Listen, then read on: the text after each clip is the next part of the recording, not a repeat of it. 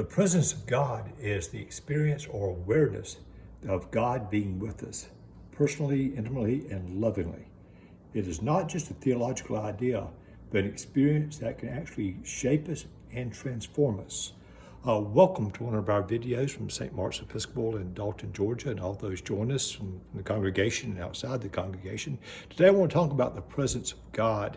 We speak about that often, but I want to think about it a little more clearly.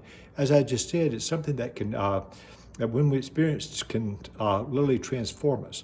It is mentioned in the scriptures about God being with us. Now, God obviously said he would be with Moses in the Old Testament, but Jesus, it says, one of the last things he said to his disciples in Matthew was, I will be with you always, even to the ends of the age.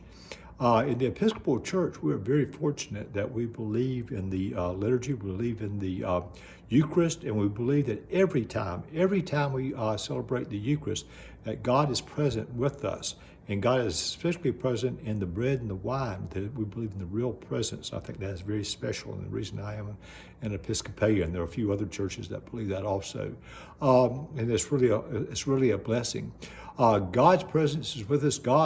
But one thing we have to consider, that God is always with us, whether we feel his presence or experience whatever. God is always with us, whether we are aware of it or not. God's presence is not something that we achieve.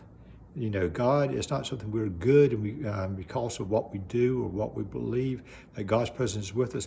God's presence is totally a gift, whether we deserve it or whether we expect it or whether we're even aware of it. God's presence is a gift.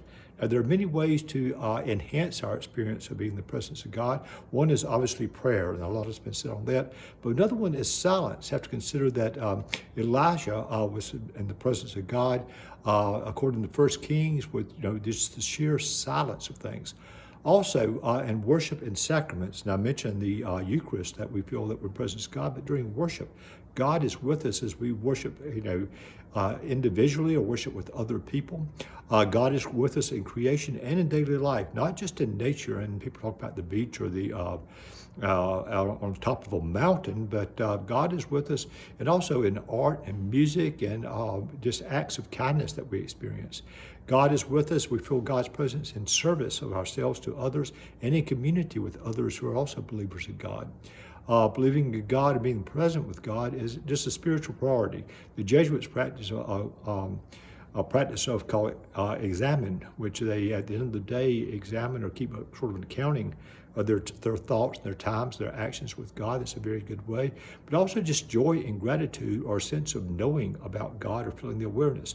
But most importantly is, since God is with us always, that sometimes when we don't feel God's presence, sometimes we wonder where God is.